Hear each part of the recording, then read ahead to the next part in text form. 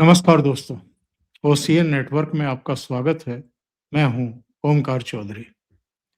आदित्य सत्संगी जी जुड़ गए हैं सीधे अमेरिका से और जब जुड़े तो उनके श्रीमुख से एक सेंटेंस निकला, बहुत कुछ हो रहा है और भारत की ओर दुनिया अब उम्मीद की निगाहों से देख रही है।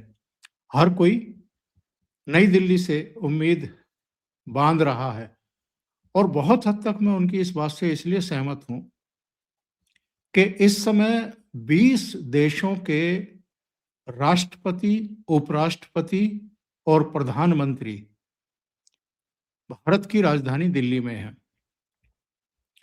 40 देशों के मंत्री समूह दिल्ली में हैं। 100 देशों के डेलीगेशन हैं। 13 देशों के यहाँ पवेलियन और सेंटर लगे हुए हैं एआई समिट में।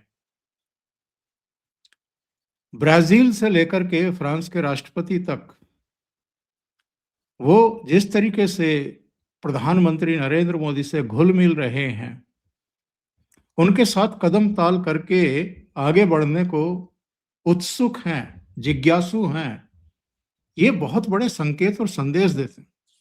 विषय कई हैं जिन पर आज चर्चा करेंगे, लेकिन शुरुआत यहीं से करेंगे और आदित्य जी ही बताएंगे कि वो वहां बैठ करके किस तरीके से इन घटनाओं को देख रहे हैं। तो सीधे जुड़ लेते हैं सत्संगी जी के साथ और चर्चा को आगे बढ़ाएंगे। बहुत स्वागत है आपका आदित्य जी। आपको और आपके दर्शकों को प्रणाम मेरा और वापस सुनने के लिए बहुत बहुत धन्यवाद जी। अब माइक आपके पास है। आप कह रहे थे कि बहुत कुछ हो रहा है, तो अपनी आंखों से बताइए क्या क्या होते हुए आप देख रहे हैं। देखिए, अमेरिका में बहुत जेलसी है इस समय भारत के लिए, बहुत ज्यादा।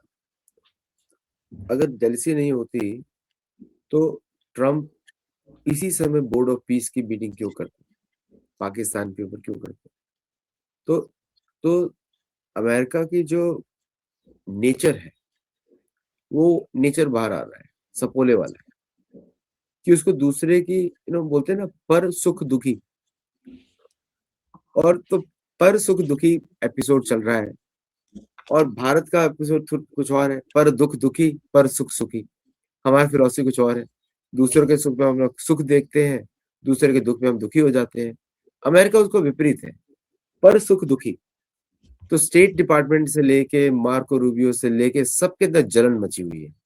अब ये मत सोचिए कि सर्जियो गोर जो तारीफ कर रहा है, मिल रहा है इधर उधर, बड़ा खुश होगा, but is going on. UK में प्रिंस एंड्रू पकड़े जा रहे हैं। फिर आपके रशिया में बवाल मचा हुआ because of economic reasons. China में पॉपुलेशन प्रॉब्लम चल रही है। मुझे बताइए, अफ्रीका में लूट लूट के वेस्टर्न कंट्रीज ने वहां की हालत खराब करके रखी हुई है। साउथ अमेरिका में चर्च ने उनको दबा दबा के पीट पीट के उनकी हालत खराब करके रखी हुई है। Only those countries are safe जिनका भारत के साथ इकोनॉमिक या डिफेंस रिश्ता। अब मैं आपको बता दूं कौन कौन सी कंट्रीज खुश है। आर्मीनिया खुश है, अजरबैजान की पिटाई कर रही है ना, भारतीय वेपन्स के साथ। और ट्रिनिडाद टबेगो खुश है, भारतीय अच्छे रिलेशन है। गायना खुश है, भारतीय अच्छे रिलेशन है। सुरिनाम खुश है, भारतीय अच्छे रिलेशन है। रशिया खुश है क्योंकि उसको सब कुछ बेकार चल रहा है पुतिन के लिए इस समय, लेकिन one pillar is good for Russia which is India. Europeans are happy with the EU FTA deals. तो जो भारत के साथ है आज खुश है, जो भारत के विपरीत है वो सारे दुखी है, इंक्लूडिंग अमेरिका। अमेरिका का दुख आपको दिखाता है कि America is not with India. Modi ji को ज्यादा मालूम होगा। बिल्कुल सही बात आप कह रहे हैं। जो मैंने अभी कहा वो बहुत संक्षिप्त में कहा। देखिए, जितने बड़े पैमाने पर दिल्ली में एआई समिट ऑर्गेनाइज की गई है, आयोजित की गई है, इतने बड़े पैमाने पर अब तक हुई नहीं कहीं भी। शायद 3 हुई हैं, ये चौथी है। 100 से ज्यादा देशों का रिप्रेजेंटेशन, 45 देशों से मंत्रियों के समूह, 20 देशों के राष्ट्र प्रमुख, Australia, Japan, United kingdom, Germany, France और इनके समेत 13 देशों के पवेलियन यहाँ पर। 300 के करीब एग्जीबिशन सेंटर और 5 दिन में करीब करीब 2.5 लाख लोग, ये 3 जगह आयोजित हो रहा है, भारत मंडपम, सुषमा स्वराज भवन और अंबेडकर सेंटर। तो करीब करीब 2.5 लाख लोग इसमें शामिल होंगे और युवाओं का उत्साह देखने के लायक है। सुंदर पिचाई से लेकर के डीप माइंड, ओपन एआई, इन सब के सीईओ, इसके अलावा एनवीडियो, माइक्रोसॉफ्ट, मेटा, इसके अलावा क्वालकॉम जैसी कंपनियां यहाँ पर आप देख ही रहे हैं। करीब करीब 40 ग्लोबली और भारत के सीईओ, उनकी उपस्थिति यहाँ दर्ज की गई है। अंतर्राष्ट्रीय स्तर पर इसकी चर्चा हो रही है। तो मैं ये जानना चाह रहा हूं कि ट्रंप साहब ऐसे समय ही बोर्ड ऑफ पीस की मीटिंग क्यों नहीं करेंगे? अगर दिल्ली में इस समय इतना जमावड़ा है, इतने राष्ट्र प्रमुख हैं, मैं नोट किए थे 7 देशों के राष्ट्रपति, 9 देशों के प्रधानमंत्री एक साथ नई दिल्ली में, तो ये पावर सेंटर कौन दिखाई दे रहा है? नहीं, आप इसमें एक बात और ऐड कर देता हूँ आपकी बात में, आपने पूरा स्टैटिस्टिक्स दे दिया है। एनवीडिया के सीईओ हुआंग जेनसेन, वो बोलते हैं India is the AI factory. Anthropic के सीईओ बोलते हैं इंडिया इज द फाउंटेन, मतलब उनका एग्जैक्ट स्टेटमेंट तो कुछ और है, लेकिन मैं समराइज कर देता हूँ, पैराफ्रेज कर देता हूँ उनका, कि India is the basis for global AI. तो ये बड़े बड़े स्टेटमेंट्स हैं जो कि अमेरिकन कंपनीज के सीईओ बोल रहे हैं। फिर आप अमेरिकन एआई कंपनीज को देखिए, अमेरिकन एआई कंपनीज में 14% are run by Indians. AI companies की बात कर रहा हूँ, इनोवेशन, परप्लेक्सिटी, वो भारतीय H1B वीजा वाले हैं। ऐसा नहीं कि वो ग्रीन कार्ड या सिटीजन है, शायद उनको ग्रीन कार्ड अब मिल गया होगा, but what I am saying is, और एआई एडवाइजर टू ट्रम्प वो भी इंडियन है। सो द पॉइंट इज कि जो 3 मेजर क्वालिटीज होती हैं एआई पे काम करने के लिए, which is perseverance, focus and third thing is your skills, वो तो सिर्फ भारत में ही है और मास स्केल पर है। अभी अब एआई को प्रोग्राम करने के लिए आपको उतने बड़े हैंड्स तो चाहिए। वो लोग बोल रहे हैं हम रिप्लेस कर देंगे सारे ह्यूमन बीइंग्स को सॉफ्टवेयर से, बट जब आप रिप्लेस करोगे उसको एडमिनिस्टर कौन करेगा, उसके रिप्लेसमेंट के एल्गोरिथम्स कौन चेंज करेगा, उसके लिए भारतीय होगा। तो ये it is a great opportunity for Bharat, और प्रधानमंत्री मोदी ने तो बड़ा स्पष्ट तरीके से बोल दिया, it's not about leadership, we are going to be top countries, top 3 में उन्होंने नाम लिया है और मेरे हिसाब से टॉप नंबर 1 होते जाए। अब बोर्ड ऑफ पीस पे आता हूँ। अब इतनी बड़ी एआई सक्सेस को देखने के बाद शांति तो नहीं मिलेगी तब, क्योंकि मैंने आपको उनका स्वभाव सबका पहले ही बता दिया, एंग्लो सैक्सन स्वभाव होता है जलन करना। ये अपने भाई से जलन करते हैं, अपनी पत्नी जलन करते हैं, अपने सन इन लॉ के साथ जलन करते हैं। Very few families are there, good families are there which is stable. लेकिन फिर भी जो करंट एडमिनिस्ट्रेशन है, इंस्टेड ऑफ सेइंग कि वो क्या कर सकते हैं बेटर, सपोज इमेजिन करिए ये समिट होती अमेरिका में, क्या होता? रेसिज्म, लोगों को एक्सेस नहीं मिलती और प्रेजेंटेशंस होती सारी विदाउट इनोवेशन, ओपन माइंड नहीं दिया जाता, विल इट बी सक्सेसफुल?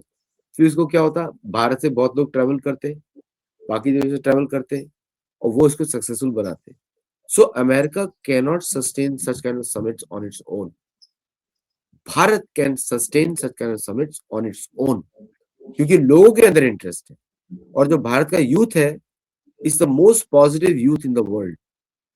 आप देखिए पाकिस्तान की यूथ की बात करिए, बम बन के फट जाता है ना। अमेरिकन यूथ की बात करिए, ड्रग लेके पड़ा जाता है सड़क के ऊपर। यूरोप के यूथ की बात करिए, उसको जीवन में विश्वास नहीं है, ना। सुसाइड रेट्स आप देखिए स्कैंडिनेवियन कंट्रीज में। साउथ अमेरिका के यूथ की बात करिए, उनको बस अय्याशी करनी है। So where is the youth which is focused on constructive activities? That is India.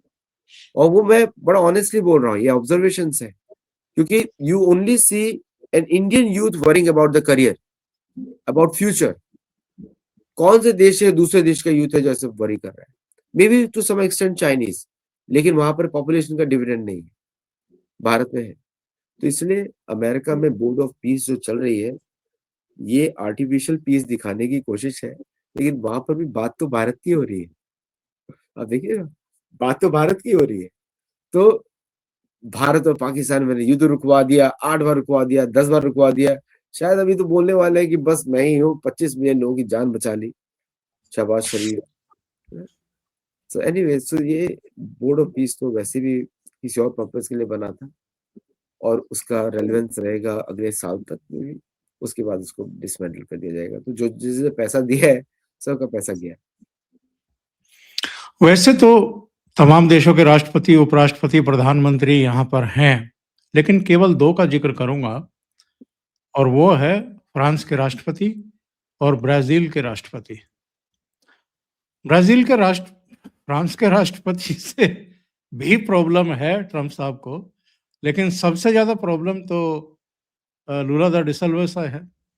तो उनकी नई दिल्ली में मौजूदगी उनको बहुत विचलित कर रही होगी, परेशान कर रही होगी।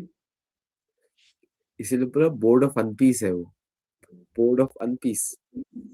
तो शांति नहीं है वहाँ पे। देखिए क्या है कि लूला के लिए चैलेंजेस बहुत ज़्यादा है। वेनेजुएला के बाद नंबर उनका है, ब्राज़ील का। क्योंकि डॉनरो डॉक्ट्रिन में ब्राज़ील इज़ ए काँटा, उसको निकालना ज़रूरी है। और लूला बड़ा स्मार्ट है। वैसे लूला दोनों साइड की बातें करते हैं कि वो लोकली बात करते हैं, अमेरिकन्स के पास भी आना चाहते हैं ब्राज़ीलियन कॉफ़ी के लिए। और फिर वो अमेरिका की हेजेमोनी के भी विरुद्ध बातें करते हैं, जो कि मॉरल स्टैंडिंग वाला है, कैथोलिक चर्च वाला है, प्रोटेस्टेंट चर्च वाला नहीं है। सो भारत के दोस्त हमेशा ज़्यादातर वही लोग रहते हैं जो प्रोटेस्टेंट चर्चेस से होते हैं। भारत के दुश्मन सारे होते हैं कैथोलिक चर्चेस वाले, जैसे कि सोनिया गांधी कैथोलिक चर्च वाली है, और केरल के और डीएमके और ये सब कैथोलिक चर्च वाले। सो तो लूला डिसिल्वा की चैलेंजेस ब्राज़ील के अंदर बहुत ज़्यादा है। और अमेरिका की जो आँख लगी हुई है, वो चाहते हैं कि जिस तरह भारत ने गयाना को बचा लिया, सूरीनाम को बचा लिया, चिले को बचा रहा है, पेरू को बचा रहा है, शायद ब्राज़ील को भी बचा ले। लेकिन ऐसा पॉसिबल नहीं है, क्योंकि because of their own polity. तो मेरे हिसाब से Lula will be very aggressively pushing for getting Akash missile system. और क्योंकि वही उनको एक्चुअल ज़रूरत है। आकाश की ज़रूरत है, ब्रह्मोस की ज़रूरत है। और क्या भारत बेचेगा? अगर भारत ने बेच दिया, इसका मतलब Bharat has taken up the war in the American continent. अगर नहीं बेचा, इसका मतलब भारत और यूएस ने कोऑपरेट किया। तो ये देखना पड़ेगा क्या डिसीजंस आते हैं। और वैसे भी भारत अमेरिकन जो ब्राज़ीलियन कंपनीज़ हैं, लूला बड़े बिज़नेस डेलीगेशन लेकर आए हैं। एम्ब्रेयर के साथ भारत की डील होने वाली है। So I think it will be interesting to watch क्या होती है डील में। तो आपने फ्रांस की बात किया, तो मैक्रोन से तो अब ट्रम्प चिढ़ते ही हैं। और $40 बिलियन मिलने के बाद शायद जो कंपनी बेच रहे थे अमेरिका को, वो भी ना बेचे ना हो।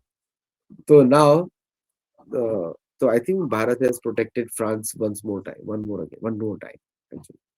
भारत ने मिस्टेयर से प्रोटेक्ट किया, उन्होंने प्रोटेक्ट किया, मिस्टेयर से प्रोटेक्ट किया, फिर उन्होंने मिराज से प्रोटेक्ट किया, अब उन्होंने राफेल से प्रोटेक्ट किया, जो कि मदर ऑफ ऑल डील्स है एक्चुअली। यस, जितनी बड़ी-बड़ी एफटीए साइन हो रही हैं, और अभी प्रधानमंत्री ने कहा पिछले सप्ताह कि 38 देशों से हम एफटीए साइन करने जा रहे हैं, कुछ पाइपलाइन में हैं। ये आने वाले 5 साल, और चलो इसको 5 साल और बढ़ा लें तो 10 साल, तो भारत जो है अगर क्वालिटी वाइज भी उसने ये कंपनियां जो हमारी हैं उन्होंने कंप्रोमाइज नहीं किया, जैसा कि प्रधानमंत्री ने ईटी कॉन्क्लेव में भी कहा और कुछ दूसरी जगहों पर भी कहा कि हमें क्वालिटी के मामले में बीट करना है बाकी सब जितने भी कॉम्पिटिटिव हमारे कंट्रीज हैं, दूसरे लोग हैं। तो उसमें अगर हम लोग कामयाब हो गए तो मुझे लगता है कि ये तो चाइना के लिए भी एक एक तरीके का बहुत बड़ा खतरा पैदा होगा, और अमेरिका के लिए और मुश्किलें खड़ी होंगी। देखिए, भारतीय quality is always considered better than any other country. जो भी प्रोडक्ट्स आते हैं अमेरिका में, जो भी जैसे भी आते हैं, ट्रक्स चलते हैं अमेरिकन भारतीय प्रोडक्ट्स के ऊपर, कमिंस के सारे इंजन के पार्ट्स चलते हैं भारतीय एनसीडी इंडस्ट्री पे। तो क्वालिटी इज़ वेरी गुड। लेकिन प्राइम मिनिस्टर मोदी का स्पेशली बोलना मीन्स ये जब अपॉर्चुनिटीज़ खुलने वाली हैं, it will be a volume driven market. Volume driven market में क्वालिटी रखना इज़ वेरी क्रिटिकल। तो मेरे हिसाब से मैं तो बोलता हूँ भारतीय बिज़नेसमैन को फॉलो द मुंबई डब्बा वाला। डब्बा वाला चिट पे लिखता है, शायद अभी तो सेल फ़ोन यूज़ करते हैं वो लोग। चिट पे लिखता है और समय पे डिब्बा प्रोड्यूस होता है गरम खाने के साथ, हर जगह पहुँच जाता है मुंबई में, ओके? तो उस तरह का भारतीय माइंडसेट वाला क्वालिटी पे हम लोग ज़्यादा फोकस करें and build our own quality doctrines. जैसे हम लोग जापानीज़ वर्ड्स यूज़ करते हैं काइज़ेन और ये सब, हम लोगों को अपने ही डॉक्ट्रिन्स बनाने पड़ेंगे, चाहे हम उसको विश्वकर्मा डॉक्ट्रिन बोलें या हम उसको कोई वणिक मॉडल बोलें, जैसे एक वणिक मॉडल मैंने भी लॉन्च किया है। तो इस तरह के मॉडल्स बनाने पड़ेंगे, जिसके आधार पे हम क्वालिटी को एक प्रोसेस बना दें, कि मतलब उस प्रोसेस से निकला है तो क्वालिटी ही निकलेगी। See when we focus on those standards, ये वेस्टर्न मॉडल को इधर फॉलो नहीं करना पड़ेगा, क्योंकि वेस्टर्न मॉडल आप जैसे ही फॉलो करेंगे, they will interfere in your process. तो इसलिए भारतीयों को भारतीय हिसाब से इसको जुगाड़ू बोलते हैं, उसका नाम ही होना चाहिए जुगाड़ू 1, जुगाड़ू 2, जुगाड़ू 3। ऐसे करके कोई पॉलिसीज़ बनाएँ, प्रैक्टिसेज़ बनाएँ, जिस पे फोकस करें। इसलिए प्रधानमंत्री मोदी का वॉल्यूम में क्वालिटी देखना इज़ अ रिमार्केबल इनसाइट, क्योंकि उन्होंने एक दिया है कि manufacturers should focus on it, और ये I think Indian manufacturers have enough skills to do that. उनको मालूम है कि किस तरह वर्क को ब्रेक डाउन करना है, मतलब वो सब डिटेल्स हो जाएगा, माइन्यूट डिटेल्स हो जाएगा, लेकिन फिर भी आई एम श्योर कि ये जो डायरेक्शन है वो इसी तरफ है कि इतना बिजनेस होगा, इतना बिजनेस होगा, इतना बिजनेस होगा, और वो उतनी ही जल्दी चौपट होगा क्वालिटी में। जैसे आप और हम ही देख लें, अगर हमको थोड़ा भी क्वालिटी डिफरेंस लगता है तो हम नहीं खरीदते हैं, और इंडियन बिल्कुल। Consumer is quality driven. तो ये सोचना पड़ेगा कि अगर आपका कस्टमर सेटिस्फाइड नहीं है तो दूसरे लोग कैसे होंगे। So that's where we need to focus on now. अच्छा, ट्रम्प साहब के जो बोर्ड ऑफ पीस मीटिंग है, उसकी एक बात का उल्लेख तो आपने कर दिया कि उन्होंने कहा कि मैंने सीज फायर कराया। लेकिन आज उन्होंने और इंक्रीज कर दिया जेट्स गिरने के मामले में। उन्होंने कहा कि 11 गिरे थे। तो धीरे-धीरे ट्रम्प साहब बढ़ते जा रहे हैं। आप मजे ले रहे हो ट्रम्प की अच्छी तरह। एक्चुअली क्या है कि हम सबको थैंक यू बोलना चाहिए ट्रम्प को, कि सबकी सोशल मीडिया चला रहे हैं। तो very good. Thank you so much mister Trump, you are doing wonderful work sir. Please do every day. कोई 2 कमेंट रिलीज़ करे ताकि सब पे 2-2 शोज़ तो बन जाए, है ना? तो एक्चुअली क्या है कि आप मैंने आपको बताया ना डायरेक्शनलेस है, रडरलेस है। पता नहीं, नहीं क्या कुछ लोगों ने ये भी कहना शुरू कर दिया आदित्य जी कि हाँ, ये बाइडेन की अवस्था को प्राप्त होते जा रहे हैं। अरे जैसे वो आजकल हुँ, जैसे वो भूल जाते थे प्रोग्राम इधर हो रहा है, वो उधर को मुँह खड़े करके खड़े हुए हैं। तो इनका स्मृति ठीक तरीके से काम कर रही है कि नहीं कर रही है? देखिए क्या है कि अब तो बाइडेन के बारे में कुछ और ही न्यूज़ आ रही है। वैसे एक बात की मैं दाद दूँगा ट्रम्प को, उन्होंने बाइडेन को अच्छा दिखा दिया। तो Biden should be very happy, अगर ज़िंदा है तो। तो अब बात दूसरी आ रही है कि Biden itself was a plant. Epstein list में तो वही बता रहा है एप्स्टाइन, कि वो नकली कोई बाइडेन था। एक्चुअली क्या है कि ट्रम्प की मेडिकल कंडीशन पे अमेरिकन मीडिया में बहुत डिस्कशन चलता है, specially from the Democrat side, इसलिए मैं ट्रस्ट नहीं करता। क्योंकि अगर डेमोक्रेट्स बोल रहे हैं ट्रम्प के बारे में तो वो सच शायद बोले या ना बोले। लेकिन एक बात तो सच है, उनके हाथ पे जो कंसिस्टेंटली ब्लैक मार्क आता है, मैंने किसी आयुर्वेदिक डॉक्टर को पूछा था, उन्होंने बोला था इनके ब्लड में प्रॉब्लम है। May be he may be having कोई ऐसा डिजीज़ हो सकता है जिसके बारे में हम लोग डिस्कशन नहीं करना चाहते हैं। तो ये प्रॉब्लम है, और वैसे भी एज तो है, शरीर तो जाता ही है ना? जन्म, मृत्यु, जरा, व्याधि, तो मालूम है कि ये तो होने ही वाला है। तो इसलिए तो मेरे को नहीं लगता कि ये नॉर्मल जो अमेरिकन कॉग्निटिव एबिलिटीज का जो टेस्ट होता है, उसमें 1 साल के बाद पास हो पाएँगे। एक बात और भी आपको बोल दूँ कि जो गोल्फर्स होते हैं, उनका मैं तो बहुत खेलता हूँ। गोल्फर्स का थोड़ा एज बढ़ जाता है because of the fresh air and the movement and everything. क्योंकि मेरे टीम के एक मेंबर थे पहले, अभी नहीं रहे।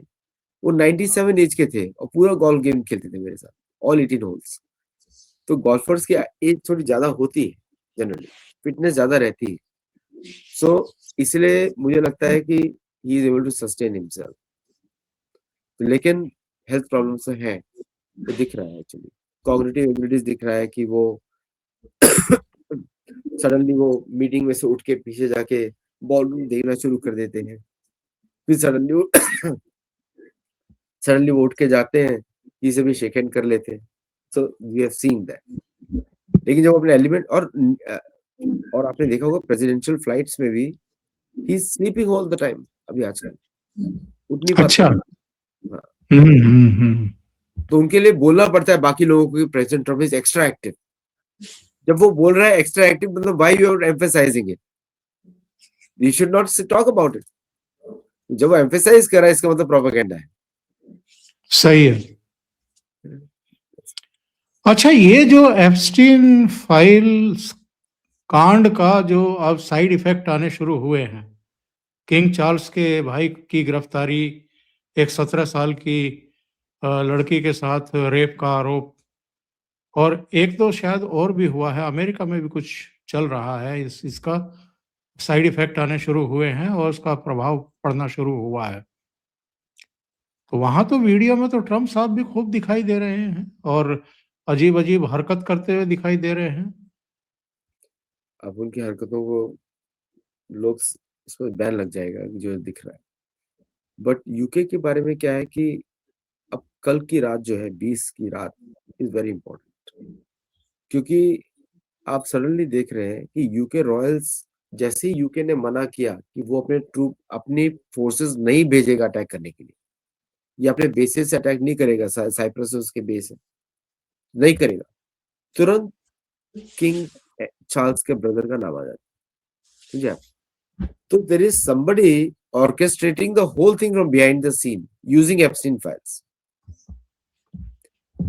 मतलब एप्स्टीन फाइल की जो जो झलक दिखाई जा रही है, ये बोला जा रहा है वहां पे अगला रिलीज घातक होगा, जो आपके बेस को खत्म कर देगा, रिपब्लिकन के बेस को।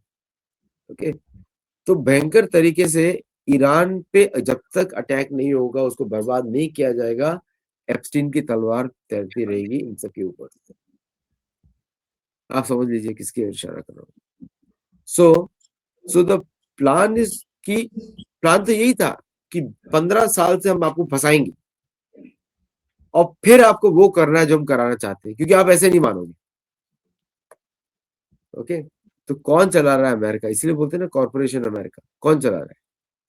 सो ईरान ईरान के ऊपर सीरियस बातें होने वाली कल शाम से,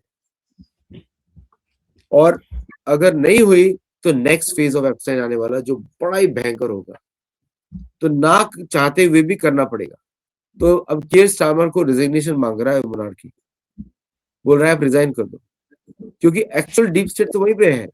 अदृश्य राज्य जो आपका है वही है, मोनार्की है, king of England.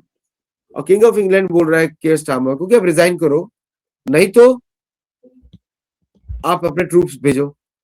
Royal air force भेजना चाहते अपने ट्रूप्स। उनको दे डोंट केयर अगर मुसलमान भी बनता है prime minister, they don't care, because prime minister is always subordinate position in UK. उसको सैलरी दी जाती है, it's not that important now. Monarchy is directly in control. तो मोनार्की के लोगों को फंसाना, इसका मतलब ये है pressurise your government to reverse the decision, troops भेजो वहां पे। ये लोग अपने जाल में खुद ही फंस गए और कुछ नहीं।